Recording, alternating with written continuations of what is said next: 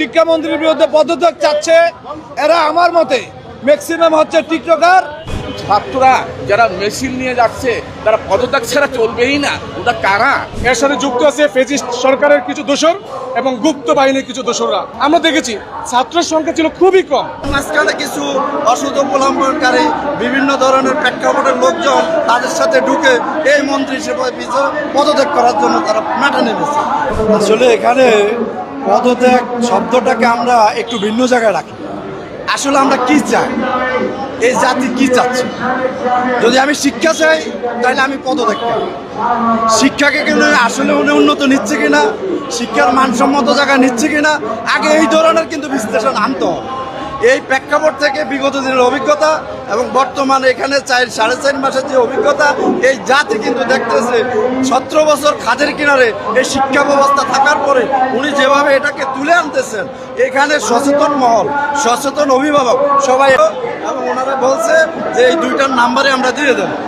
তখন ওরা শান্ত হওয়ার কথা, তার মাঝখানে কিছু অসৎ অবলম্বনকারী বিভিন্ন ধরনের প্রেক্ষাপটের লোকজন তাদের সাথে ঢুকে এই মন্ত্রী হিসেবে পদত্যাগ করার জন্য তারা মাঠে নেমেছে। আসলে অনেকে নকল করতে পারে না, যারা বাংলাদেশে কিশোর গ্যাং বা বিভিন্ন অপরাধে জড়িত, তারাই আজকে, যারা পড়ার টেবিলে বসে না তারাই আজকে ষড়যন্ত্র করছে। এবং আজকে যারা আন্দোলনের ডাক দিয়েছে আমরা দেখেছি তারা বিভিন্ন গুপ্ত ফ্যাসিস্ট ও নতুন যে দল এনসিপি তারা মিলেমিশে একাকার। আপনারা জানেন কুমিল্লা যে জলবদ্ধতা, এটি একটি প্রাকৃতিক দুর্যোগ। এই দুর্যোগের মধ্যে এই পরীক্ষা বন্ধের একমাত্র দায়িত্ব হলো আন্তঃবোর্ড, ডিসি, এসপি সহ ইউনো সহ তাদের দায়িত্ব। কিন্তু তারা পরীক্ষার আগের দিনও 5টা পর্যন্ত কোনো নিউজ দিতে পারে নাই, তাই তিনি অপেক্ষা করে পরীক্ষা বন্ধ করতে পারে নাই। তাই আজকে এই ইস্যুকে পুঁজি করে যারা আন্দোলন করেছে, আমরা সাধারণ অভিভাবক হিসেবে আমরা বলতে চাই, আপনারা পড়ুন। আগামী দিনের প্রজন্ম, আগামী দিনের বাংলাদেশকে এগিয়ে নিতে হলে আপনাদের আমাদের পাশে থাকতে হবে। ছাত্ররা যারা মেশিন নিয়ে যাচ্ছে তারা পদত্যাগ ছাড়া চলবেই না, ওটা কারা?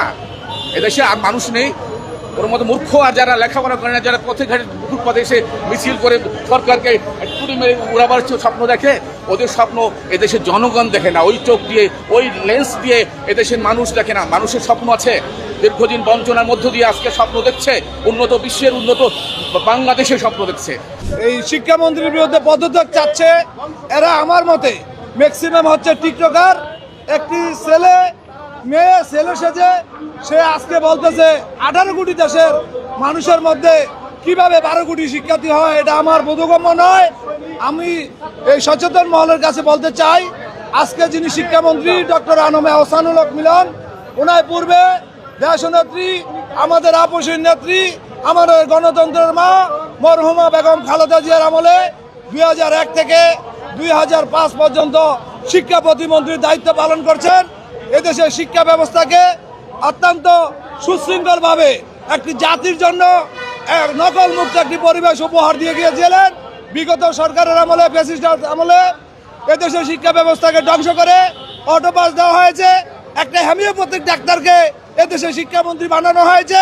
আমার মনে হয় আজকে আওয়ামী এবং বিভিন্ন গুপ্ত বাহিনী একত্রিত হয়ে একজন সফল শিক্ষামন্ত্রীর বিরুদ্ধে পদত্যাগের দাবি করছে। এটা সম্পূর্ণ অযৌক্তিক, এটা জাতি মানে নেবে না। বর্তমান ছাত্র সমাজের নামে যারা আওয়ামী ফেসিস্ট যুক্ত হয়ে ওনার ভাবমূর্তি নষ্ট করার জন্য আমরা দেখেছি ছাত্রের সংখ্যা ছিল খুবই কম।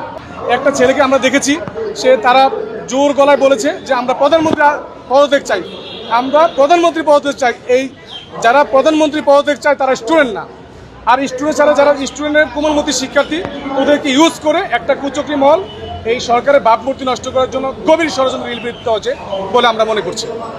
এর সাথে যুক্ত আছে ফেসিস্ট সরকারের কিছু দোসর।